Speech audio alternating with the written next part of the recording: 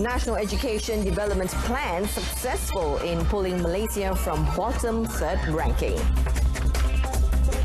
MM2H holders allowed to return home under strict conditions.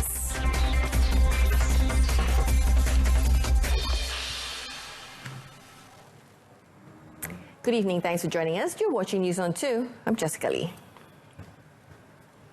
The Pertuan Agong Al-Sultan Abdullah Riyatuddin Al-Mustafa Bilal Shah and the Raja Pemaisuri Agong Tunku Aziza Amina Maimuna Iskandaria today wished all teachers in the country a happy Teachers' Day. Their Majesties conveyed the wish through postings on the Istana Negara Instagram and Facebook.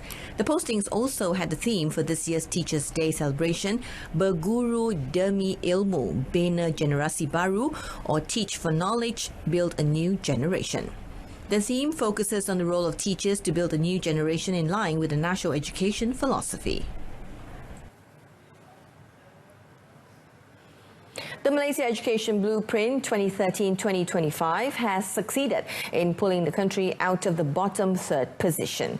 In his Teachers' Day address today, Prime Minister Tan Sri Muhyiddin Yassin said Malaysian students' achievements in mathematics in the Programme for International Student Assessment, or PISA, has increased from 421 points in 2012 to 440 points in 2019. Similarly, he said the students have also achieved better results in the science subject, with an increase to 438 points last year from 420 points in 2012. However, the Prime Minister acknowledged that Malaysia's education quality still falls short of the average for Organisation for Economic Cooperation and Development, or OECD countries. Ini menuntut guru-guru kita supaya melipat gandakan lagi usaha untuk melonjakkan kualiti pendidikan negara kita agar setanding dengan kualiti pendidikan di peringkat antarabangsa. Saya tahu usaha ini akan memakan masa. Kerana itu, Pelan Pembangunan Pendidikan Malaysia dirangka untuk dilaksanakan dalam tempoh 12 tahun. Iaitu bermula daripada tahun 2013 hingga 2025. He believes that with the determination, commitment and dedication of all teachers in the country, Malaysia will be able to achieve that goal. On another note, the Prime Minister said the government will give priority to those sitting for the Sijil Pelajaran Malaysia (SPM), Sijil Vocational Malaysia (SVM), Sijil Tinggi Persekolahan Malaysia (STPM), and Sijil Tinggi Agama Malaysia (STAM) examinations once school reopens. Now, Tan Sri Muhyiddin said this would enable COVID-19 standard operating procedures, or SOPs, such as social distancing and personal hygiene practices, be followed. SOP ini meliputi prosedur mengenai ketibaan murid di sekolah, pergerakan ke bilik darjah, susunan meja dalam bilik darjah, pergerakan di kantin dan pelbagai aspek lain. As announced by Senior Minister and Education Minister Dr. Muhammad Razi Muhammadjidin, Tan Sri Muhyiddin said the reopening of schools will be announced at least 2 weeks ahead of the date and upon the advice of the Ministry of Health. Former Headmaster of Sekolah Kebangsaan Jalan 3, Bandar Baru Bangi, Selangor, Nurhaini Abu Bakar, was named the recipient of the National Eminent Teachers Award this year, while former Education Deputy Director General, Operations Sector Aminuddin Adam being named the recipient of the National Education Leadership Award. The award was presented by Prime Minister Tan Sri Muhyiddin Yassin in a brief ceremony at his office. Nurhaini, 61, had served for 36 years, while Aminuddin, 62, had served for 37 years. Both gave emphasis on the importance of teachers to be creative and innovative, as well prepared for students' learning and achievement. Sebenarnya pendidikan adalah memanusiakan manusia, yang mana dia merupakan tindakan proses belajar dari tak tahu menjadi tahu. Jadi pendidikan sejati untuk mencorak generasi unggul di masa hadapan. Dan gurulah sebenarnya adalah insan yang mengajar 3M. Membaca, menulis, mengira dan juga mencorak tingkah laku sasiah kepribadian mulia. Jadi walaupun pandangan tersebut sedang diperkatakan hari ini, guru tetap memainkan peranan yang besar dalam mungkin bukan saja untuk membangunkan murid yang berkembang secara holistik, tapi mendidik dari segi kepribadian dan juga sasiah mulia dan terpuji. Saya menyuruhlah kepada guru-guru dalam bidang pentadbiran ini supaya teruskanlah menabur bakti dalam meningkatkan prestasi sekolah, kerana dengan penganugerahan ini menunjukkan bahawa segala usaha kita diiktiraf oleh Kementerian Pendidikan dan juga Kerajaan Malaysia. Dan tugas kita tahulah, tugas kepimpinan pendidikan ini dalam abad 21 ini memang amat mencabar. Kerana ianya perlu menyediakan satu environment yang kondusif di peringkat sekolah bagi membolehkan kita melahirkan modal insan pelajar-pelajar dalam menangani cabaran abad 21 ini tadi. The theme for this year's Teachers' Day is Berguru Demi Ilmu, Bina Generasi Baru, and it focuses on the role of teachers to build a new generation in line with the national education philosophy. Now, Malaysia recorded 17 new COVID-19 cases today, the second lowest number since the Movement Control Order, or MCO, was issued on the 18th of March. The lowest was on the 12th of May when there were 16 new COVID-19 cases. In his daily briefing today, Health Director General Datuk Dr. Nur Hisham Abdullah said there have also been 73 recoveries in the last 24 hours and 1 death reported, a Health Ministry medical employee in Sabah. Datuk Dr. Nur Hisham also said that the total number of patients who have made a full recovery from COVID-19 now stands at 5,512. Kementerian Kesihatan Malaysia ingin memaklumkan bahawa terdapat 73 kes yang telah pulih dan dibenarkan discharge pada hari ini. Ini menjadikan jumlah kumulatif kes yang telah pulih sepenuhnya daripada jangkitan COVID-19 dan telah discharge daripada ward adalah sebanyak 5,512 kes, iaitu bersamaan dengan 80.2% daripada jumlah keseluruhan kes. Duka cita dimaklumkan bahawa terdapat pertambahan 1 kes kematian berkaitan dengan COVID-19.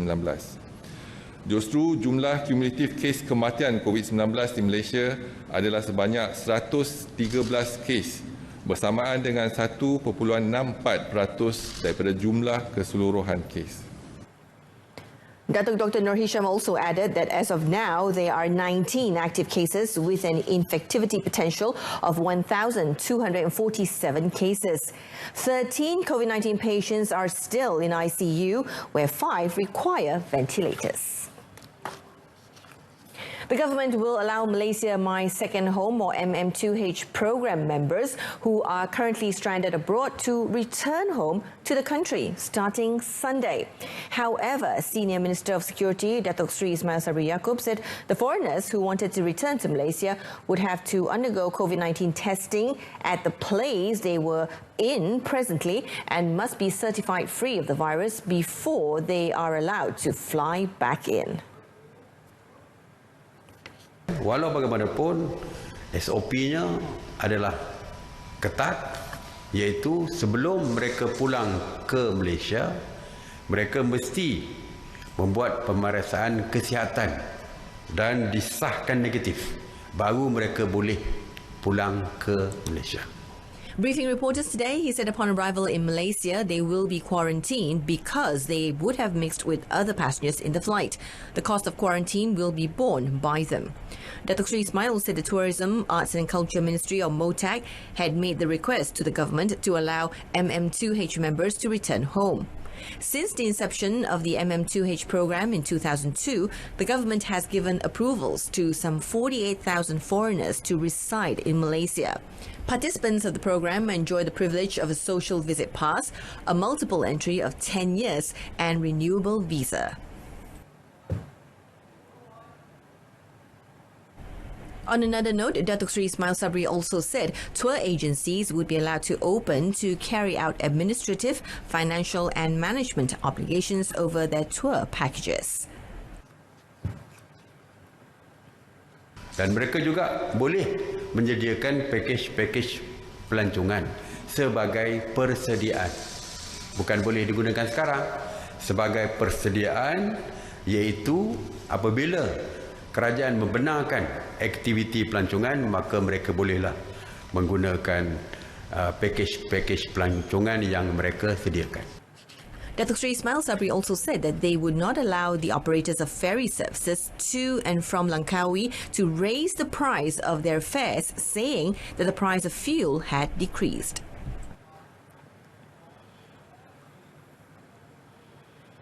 Now, members of the public who wish to enter Sabah for essential services and official duty must obtain approval from the Chief Minister's Department by filling up the special approval form online. Sabah Health Director Datuk Dr. Christina Rundi said the form was accessible via the link as shown on the screen. In a statement released today, Datuk Dr. Christina said having relevant documents and the results of the COVID-19 test ready will facilitate the entry into Sabah. She also said the requirement to undergo quarantine will depend on the assessment of the purpose of entry, risk and health level. The State Health Director added that individuals seeking entry into Sabah were also advised to contact the Sabah Health Department's Crisis Preparedness and Response Centre, or CPRC, at 088 219 455. Datuk Dr. Christina also advised all individuals returning to Sabah to practice social distancing, wear face masks and ensure that symptoms and body temperatures were continuously monitored. Now, Sarawak Police, carrying out operations to enforce health directives under the COVID-19 Conditional Movement Control Order, or CMCO, arrested 31 people who were having an alcohol-fueled party at a Kuching music cafe. On Friday night, the State Criminal Investigation Department raided an entertainment centre in Green Heights Commercial and Housing Centre in Kuching and broke up the party. Updating the media today, State CID head SAC Dennis Leong said 21 men and 10 women were arrested. He said the raid was part of operations to enforce the COVID-19 CMCO directives. At 9 p.m. on the 15th of May, the CID team raided a music cafe in Green Heights. He said that they were operating their business in contravention of the COVID-19 directives from the Health Department Director General. 31 people aged between 15 and 55 inside the centre were caught consuming alcohol. 10 foreign women, 2 foreign men and 19 local men were arrested, with 7 of the women could not produce any travel documents. Those arrested will be charged with defying the health orders under Section 269 of the Penal Code for the prevention and control of diseases, as well as for breaking immigration laws. Now, Johor Islamic Religious Affairs Committee Chairman Tosrin Jarvanti today lodged a police report in relation to the viral statement uploaded by an individual on Facebook ridiculing the permission to allow a 12-person congregation to perform the Friday prayers in the state. Now, the State Executive Councillor, or EXCO, filed the report at the Kulai District Police Headquarters at 9 a.m. this morning. Kulai Police Chief Superintendent Tok Bing Yao confirmed receiving the report. When met by reporters after filing the report, Tosrin said the individual's action disrespected the sanctity of Islam and violated the order issued by the Sultan of Johor, Sultan Ibrahim Sultan Iskandar.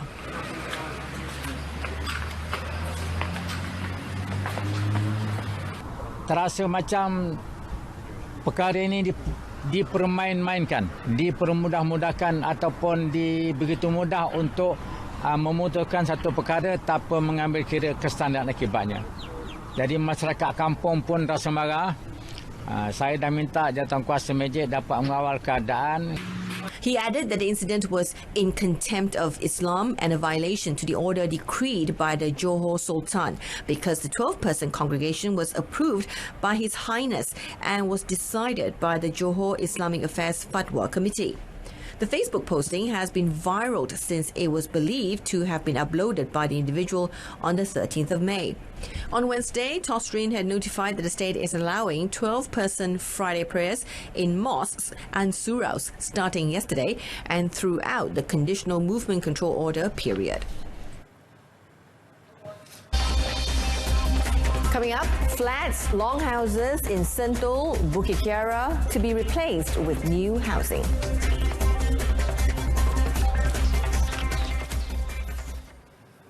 The Proton Holdings Berhad has introduced a new set of standard operating procedures or SOPs for its service outlets, as it expects to receive a high number of customers who want to get their cars serviced. In a statement released today, the national car maker said these measures are intended for the safety of Proton's customers and are critical after almost 2 months of inactivity. Among the new steps Proton has implemented at every service centre are: an appointment has to be made before coming to the outlet and walk-in customers will not be received. Proton said social distancing tags have been placed at every registration counter, service advisor table, payment counter, as well as the customer's waiting area. Customers will also be required to undergo a body temperature check before entering the premise and are required to fill up a health declaration form.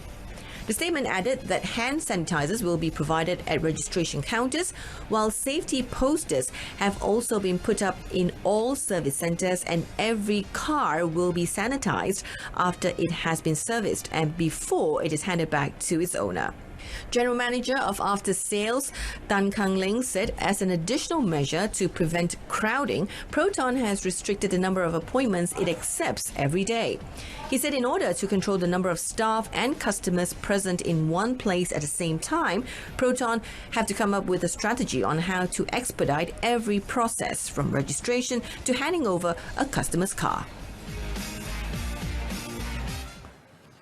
About 1,300 housing units in Sentul and Bukit Kiara will be demolished and replaced with new housing projects.